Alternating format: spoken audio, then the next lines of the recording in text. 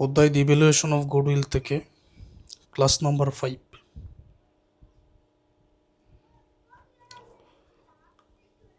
প্রথমে প্রশ্নটা পড়ে নিচ্ছি, আর ক্লাসটা তোমরা একেবারে ফুল স্ক্রিন করে দেখো, যাতে দেখতে কোনো অসুবিধা না হয়।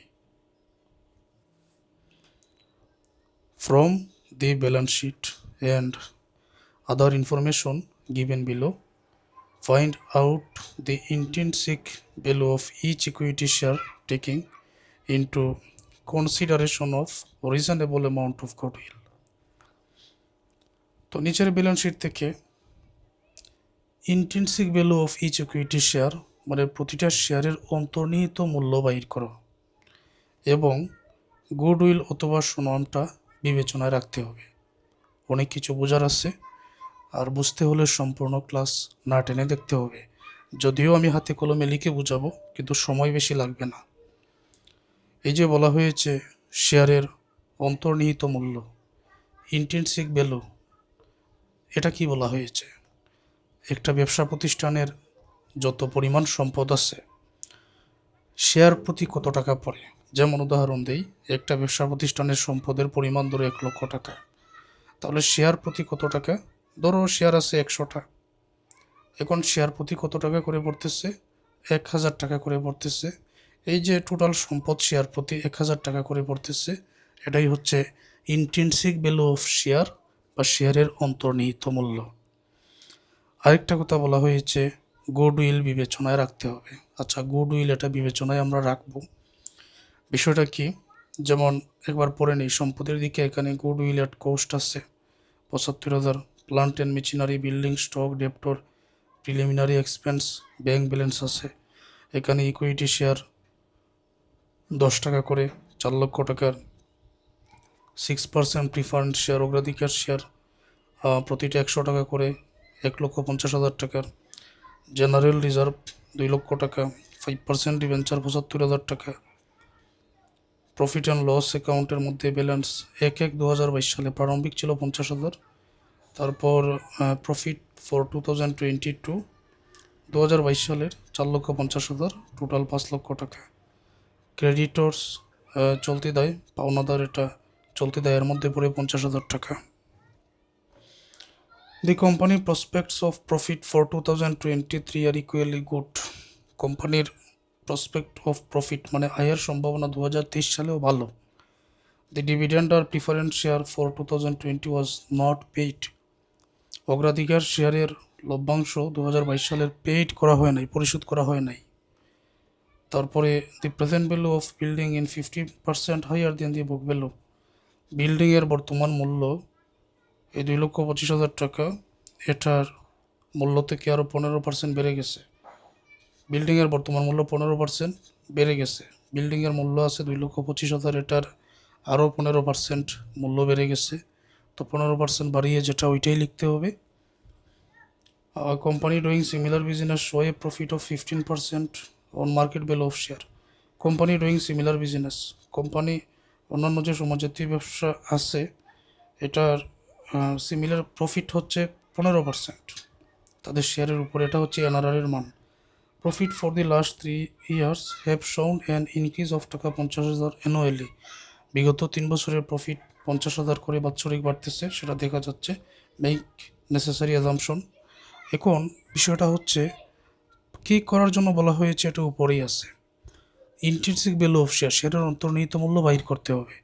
গুডউইলটা বিবেচনা রাখতে হবে। তার মানে কি, টোটাল সম্পদকে যদি আমি শেয়ার দ্বারা ভাগ করি, তখন শেয়ার প্রতি কী পরিমাণ সম্পদের মূল্য এটা আসবে।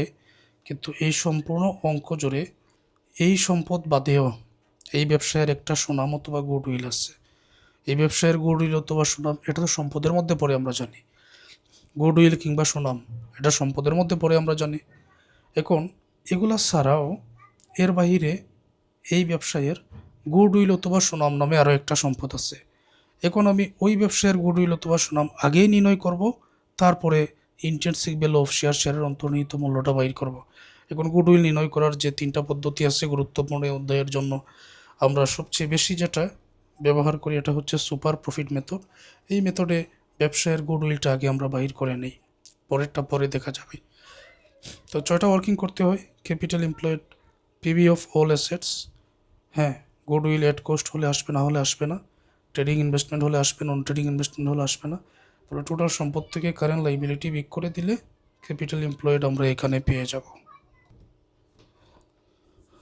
তো টোটাল সম্পদ থেকে এখন আমি কারেন্ট লাইবিলিটিস চলতি দায়সমূহ বিক করব। তো অঙ্কের মধ্যে আমি দেখি কোথায় কি আছে। দেখো বর্তমান অঙ্কের মধ্যে গুডউইল এট কোস্ট আছে, সুতরাং এটা আনতেই হবে। প্লান্ট অ্যান্ড মেশিনারি 3,75,000, বিল্ডিংয়ের মূল্য 2,25,000, এটা আবার 15% বেড়ে গেছে। The present value of building 15% higher than the book value, বিল্ডিংয়ের মূল্য আরও 15% এটা বেড়ে গেছে। তো 2,25,000 আরও 15% আমি এটা বাড়িয়েই লিখব। স্টক আছে 2,50,000, ডেপ্টর 3,50,000। আর আগের ক্লাস যারা দেখেছো তারা জানো যে প্রিলিমিনারি এক্সপেন্সটা আবার আসে না, এটা ব্যবসায়ের আগের, শুরু হওয়ার আগের সম্পদ। এটা গুডউইলের ক্ষেত্রে, সুনাম নির্ণয়ের ক্ষেত্রে এটা আসে না, তোমরা জানো, আগের ক্লাসে আলোচনা করেছি। Bank balance 85,000। তাহলে এই টোটাল 1, 2, 3, 4, 5, 6টা সম্পদ থেকে একটা চলতি দায় আছে 50,000, এটা যদি বিক করে দেই ক্যাপিটাল এমপ্লয়েড আমার বাইর হয়ে যায়। এখন আমি যেটা করব, আমি এগুলো লিখে নিব। এই সম্পদ 6টা কতটা আছে এখানে, 6টা লিখে নিব, আর চলতি দায়টা বিক করে দিব, ক্যাপিটাল এমপ্লয়েড হয়ে যাবে। তো এটার জন্য আমি একটা চক কেটে নিলাম এখানে। সম্পদের নামগুলো আগে আমি লিখে নিচ্ছি, তারপরে দেখাচ্ছি তোমাদের। গুডউইল এট কোস্ট 75,000 টাকা, প্লান্ট অ্যান্ড মেশিনারি 3,75,000 টাকা, বিল্ডিং ছিল 2,25,000, এটার 15% আরও বেড়ে গেছে বর্তমান বাজার মূল্য। 2,25,000-এর সাথে 2,25,000-এর আরও 15% এখানে যোগ করা হয়েছে। 2,25,000 আর এটার 15% যোগ করলে 2,58,750 টাকা হয়। স্টক আছে 2,50,000, ডেপ্টর 3,50,000, ব্যাংক ব্যালেন্স 85,000। যদি আমি এই টোটাল সম্পদসমূহ যোগ করে নিই তখন এখানে হবে 13,93,750,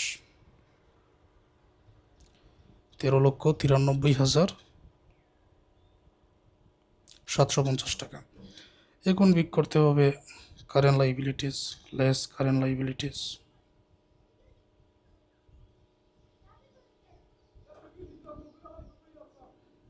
কারেন্ট লাইবিলিটি এখন লিখে নিচ্ছি। 13,93,750 থেকে ক্রেডিটর্স 50,000 যদি বিক করা হয়, তারপরে অবশিষ্ট এখানে যেটা থাকবে, অবশিষ্ট এখানে থাকবে 13,43,750, 13,43,750, এটাই হচ্ছে ক্যাপিটাল এমপ্লয়েড। তো এটা লিখে নিলাম ক্যাপিটাল এমপ্লয়েড। 1 নম্বর ওয়ার্কিং হয়ে গেছে। এখন 2 নম্বরে কি, এটা আশা করি দেখানোরও প্রয়োজন নাই, তোমরা সবাই জানো। 2 নম্বরে হলো এভারেজ ক্যাপিটাল এমপ্লয়েড। আগে ক্যাপিটাল এমপ্লয়েড লিখতে হবে, তারপর হাফ অফ কারেন্ট ইয়ার প্রফিটে কারেন্ট ইয়ার প্রফিটটা এখানে লিখতে হবে, তারপর ভেরিয়াস অ্যাডজাস্টমেন্টে নন ট্রেডিং ইনভেস্টমেন্ট বর্তমান অঙ্কের মধ্যে নাই, ডিবেঞ্চার আছে, এটার ইন্টারেস্ট যোগ করতে হবে। তারপরে অবশ্যই অনাদায়ী পাওনা, এগুলা বর্তমান অঙ্কের মধ্যে নাই। আর আলাদা করে যদি আমি এই যে বিল্ডিং যেটা আছে, আমি চাইলে বিল্ডিংয়ের অবচয়টা এখানে লিখে নিতে পারি, না লিখলেও সমস্যা নাই। সরাসরি অবচয় যদি উল্লেখ থাকে আনবে, না আনলেও সমস্যা নাই, চাইলে আনতেও পারো, 5% ধরে আনা যাবে। বর্তমান অঙ্কের মধ্যে বইয়ে আনা হয় নাই, আমিও আনতেছি না।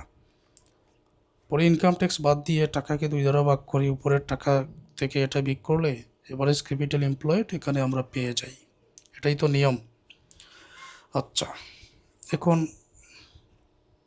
তোমাদের অঙ্কের মধ্যে দেখো, এই যে 5% ডিবেঞ্চার আছে 75,000, 75,000-এ 5%, এই টাকাটাই শুধু যোগ হবে, আর তো কিছু না, এই টাকাটাই যোগ করতে হবে। পরে ক্যাপিটাল এমপ্লয়েড, ইনকাম ট্যাক্স কি এখানে উল্লেখ আছে? সম্পূর্ণ অঙ্কের মধ্যে ইনকাম ট্যাক্স নেই, 40% ধরে নিতে হবে, আমরা 40% ধরে নিব। এই অংশটা লিখে নিচ্ছে। উপর থেকে ক্যাপিটাল এমপ্লয়েড 13,43,000 টাকা, সেটা প্রথমেই আমরা এখানে বসিয়ে দিব। এভারেজ ক্যাপিটাল এমপ্লয়েড বাইর করার ক্ষেত্রে এই যে ক্যাপিটাল এমপ্লয়েডটা বসানো হলো। এখন হাফ অফ কারেন্ট ইয়ার প্রফিটটা আগে আনতে হবে। আমরা অঙ্কের মধ্যে দেখি যে কারেন্ট ইয়ার প্রফিট এখানে কত আছে, এই যে 2022 সালে কারেন্ট ইয়ার প্রফিট 4,50,000 টাকা আছে। এই 4,50,000 টাকা এটাই আমাকে আনতে হবে, আর এই ডিবেঞ্চারের টাকাটা শুধু যোগ করে নিতে হবে, আর তো কিছু না। ইনকাম ট্যাক্স দেওয়া নেই, 40% ধরে নিতে হবে। তো এটা আমি লিখে নিচ্ছি। কারেন্ট ইয়ার প্রফিট লেখা হলো 4,50,000 টাকা, আর ডিবেঞ্চারের যে ইন্টারেস্ট এটা তো যোগ করতে হয়, সবাই জানো। তো এটা যোগ করা হলো, যোগ করে 75,000 5%, 3,750 যোগ করে এখানে হয়ে যাচ্ছে 4,53,750। এটার ইনকাম ট্যাক্স 40% ধরে এটা বাদ দেওয়া হলো। তো উপরের টাকা থেকে এটা বিক করলে 2,72,250, এটাকে আবার 2 দ্বারা ভাগ করে টাকাটা এখানে নিয়ে আসো। তারপর উপরের ক্যাপিটাল এমপ্লয়েডের টাকা থেকে যদি এটা বিক করা হয় তবেই পাওয়া যাবে এভারেজ ক্যাপিটাল এমপ্লয়েড কত টাকা হবে। বিক করলে 12,07,625 টাকা। এটা হচ্ছে average capital employed. Average maintainable profit বাহির করার জন্য আগেই বাহির করতে হবে এভারেজ প্রফিট। সকল বছরের প্রফিট যোগ করে বছর সংখ্যা দ্বারা ভাগ করে টাকাটা এখানে সমন্বয়ে গিয়ে বর্তমান অঙ্কের মধ্যে শুধু ডিবেঞ্চার আছে, এটার ইন্টারেস্টটাই শুধু যোগ করবো, আর তো কিছু না। পরে এই টাকা থেকে ইনকাম ট্যাক্স বাদ দিলে এভারেজ মেনটেনেবল প্রফিট আমরা পেয়ে যাই। তাহলে আয়সমূহ বর্তমান অঙ্কের মধ্যে কোথায় আছে আমরা দেখে নিই। এখানে 2022 সালের প্রফিট হচ্ছে 4,50,000 টাকা। একটা তথ্য দেওয়া আছে এখানে যে profit for the last 3 years have শোন এন ইনক্রিজ অফ টাকা 50,000 অ্যানুয়ালি। বিগত 3 বছরের প্রফিট দেখা যাচ্ছে 50,000 করে বাড়তেছে। এখন 2022 সালে যদি প্রফিট হয়, 22 সালে যদি হয় 4,50,000, আর প্রতি বছর করে যদি 50,000 বাড়ে, তাহলে 21 সালে কত? 4 লক্ষ টাকা। তাহলে 20 সালে কত? আরও 50,000 কমিয়ে দাও, 3,50,000 টাকা। বোঝাতে পেরেছি? 21 সালে 3,50,000, আরও 50,000 বাড়িয়ে 20 সালে 3,50,000, 21 সালে আরও 50,000 টাকা বেড়ে গেছে, তাহলে 4 লক্ষ। 22 সালে আরও 50,000 বেড়ে গেছে, তাহলে 4,50,000। যেহেতু এখানে 3 বছরের উল্লেখ আছে, তো 3 বছরের এই প্রফিটটাই কিন্তু আমাকে যোগ করে নিতে হবে। তো আমি এখানে একটা চক কেটে নিয়ে এসেছি। তো টাকার পরিমাণগুলো লিখে নিচ্ছে। টাকার পরিমাণ হচ্ছে এখানে 3 বছরের যেহেতু, তাহলে 20 সালের 3,50,000 যোগ 4 লক্ষ যোগ 4,50,000, বছর 3টা 3 দ্বারা ভাগ করো। 3 দ্বারা ভাগ করলে উপরের অংশটা যোগ করে 3 দ্বারা যদি ভাগ করি তখন 4 লক্ষ টাকা এভারেজ প্রফিট এখানে আসে। আর সমন্বয়ে গিয়ে ওই যে ডিবেঞ্চারের যে ইন্টারেস্টটা আছে ওইটাই শুধু যোগ করব। 2 নম্বর ওয়ার্কিংয়ের মধ্যে ইন্টারেস্ট অন ডিবেঞ্চার 3,750, তো এটা যোগ হবে উপরের টাকার সাথে, এটা যোগ করলে 4,03,750। এটার উপরে 40% ট্যাক্স রেট ধরে 1,61,500 টাকা হবে। যদি এটা বিক করি তখন 2,42,250 টাকা। এটাই হচ্ছে এভারেজ মেনটেনেবল প্রফিট। পরে যে সূত্রগুলো, এগুলো তো তোমাদের ভালো করেই জানা আছে, কোন কোন সূত্র প্রয়োগ করা হয় তাও আমি আবার দেখাচ্ছি। নর্মাল প্রফিটের সূত্র এটা, সুপার প্রফিটের সূত্র এটা, গুডউইলের সূত্র এটা। জায়গা মতো মানগুলো বসিয়ে দিলেই হয়ে যায়। এনআরআর এর মান, তো নাম্বার অফ ইয়ার পারচেজ, এগুলো দেখি অঙ্কের মধ্যে কোথায় আছে। এনআরআর এর মান এখানে এই যে 15% দেওয়া আছে।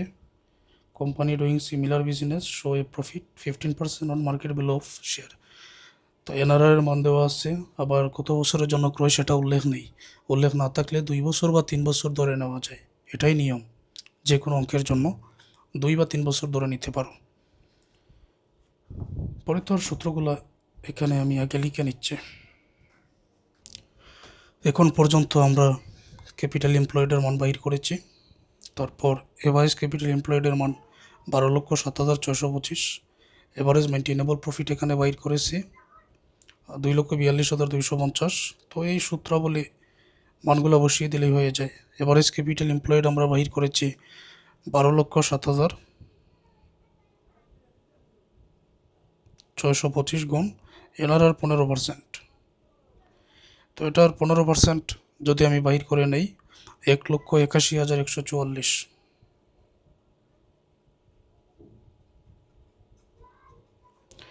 টাকা। Super profit, average maintainable profit 3 নম্বর ওয়ার্কিংয়ে বাইর করেছি 2,42,250।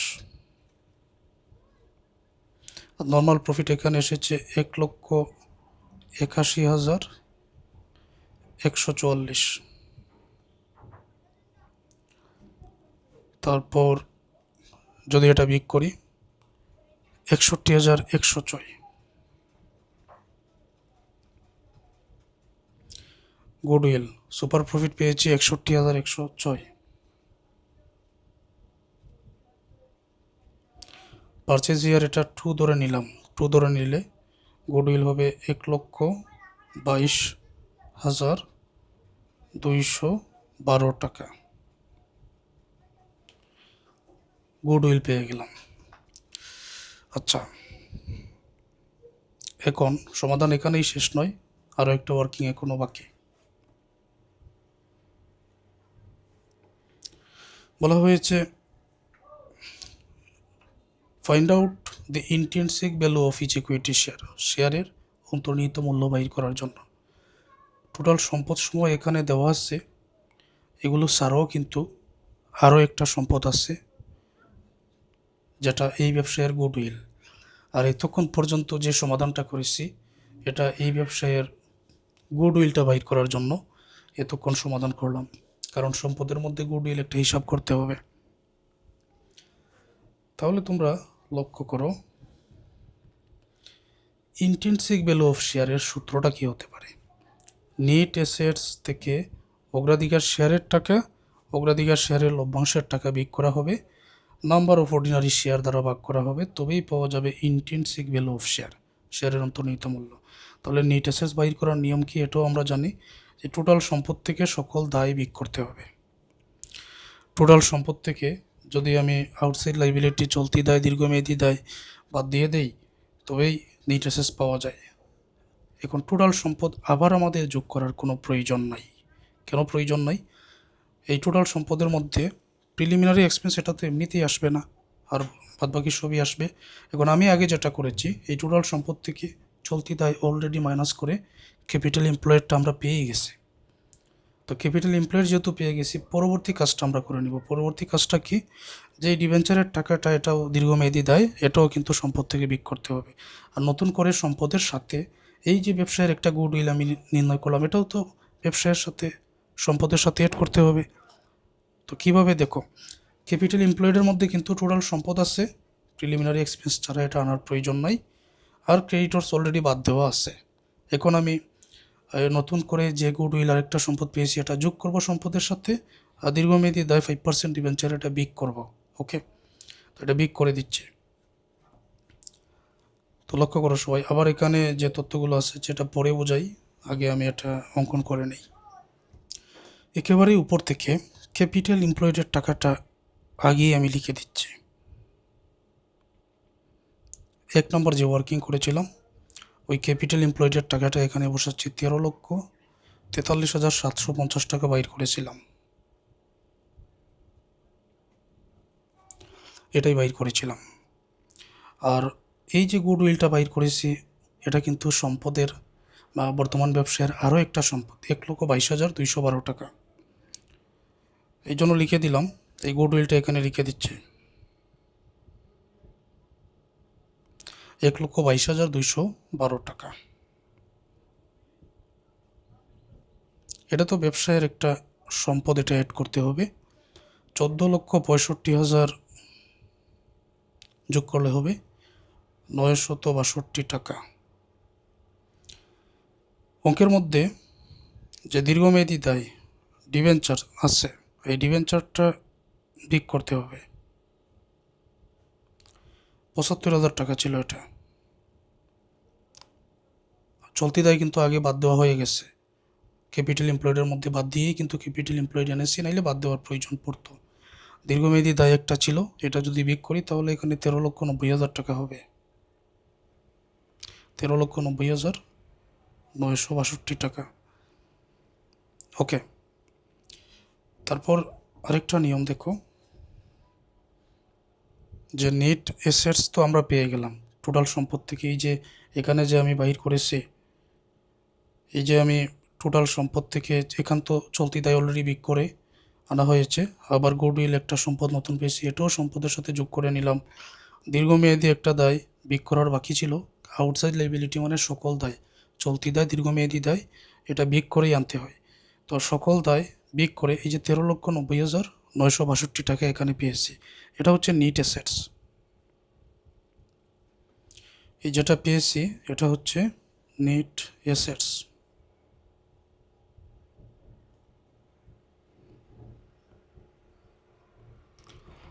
প্রিফারেন্স শেয়ার আর প্রিফারেন্স ডিভিডেন্ড, অগ্রাধিকার শেয়ারের টাকা লভ্যাংশ দুইটা বিক করতে হবে। তারপর নাম্বার অফ অর্ডিনারি শেয়ার, সাধারণ শেয়ারের সংখ্যা দ্বারা ভাগ করলে ইন্ট্রিনসিক ভ্যালু অফ শেয়ারটা পাওয়া যায়। এখন তোমরা লক্ষ্য করো এই অংশটা আমরা দেখি যে প্রিফারেন্স শেয়ার এখানে আছে 1,50,000 টাকা হচ্ছে প্রিফারেন্স শেয়ারের পরিমাণ, আর 1,50,000-এর যে 6% টাকা এটা হবে এটা ডিভিডেন্ড। তাহলে 1,50,000 টাকা আর 1,50,000-এর 6% ডিভিডেন্ড দুইটা আমি বিক করে দেব। তো এই অংশটা এখানে লিখে নিচ্ছে।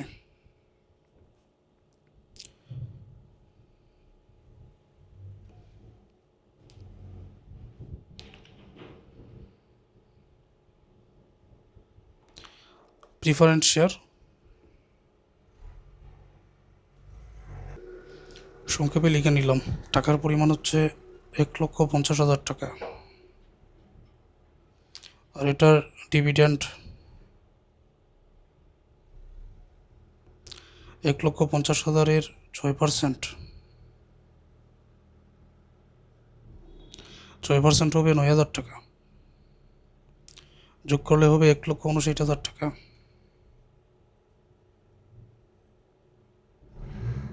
যদি বিক করা হয় তখন উপরের টাকা থেকে এটা বিক করলে 12,31,962।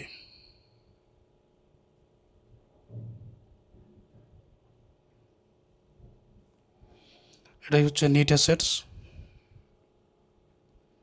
Available for ordinary share.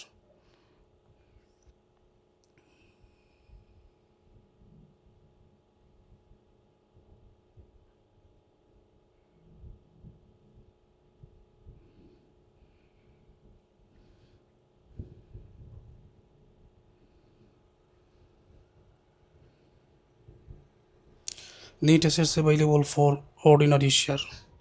এখন ইন্ট্রিনসিক ভ্যালু অফ শেয়ার বাহির করার জন্য সূত্রটা আমরা এখানে লিখে নিব।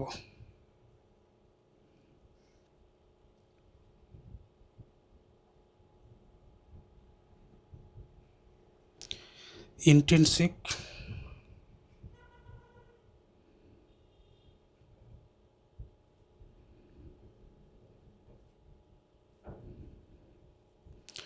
ভ্যালু অফ শেয়ার, এই যে 12,31,962,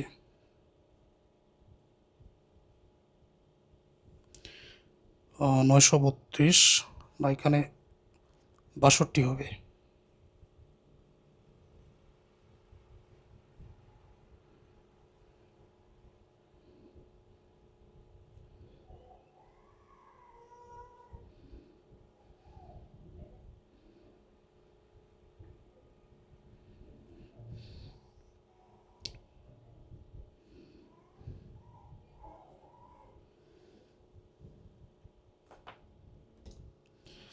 এটাকে শেয়ার সংখ্যা দ্বারা ভাগ করতে হবে।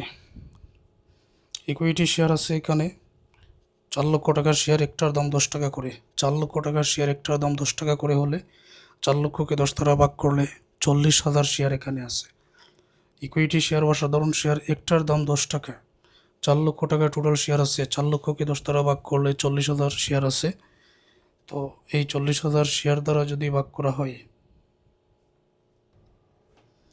30.80 পার শেয়ার, 12,31,962 টাকাকে 40,000 শেয়ার দ্বারা ভাগ করা হলো, 30.80 টাকা পার শেয়ার করে পড়লো। এটাই হচ্ছে ইন্ট্রিনসিক ভ্যালু অফ শেয়ার। এবং আজকের এই ক্লাসটা তোমাদের জন্য খুবই খুবই গুরুত্বপূর্ণ ছিল।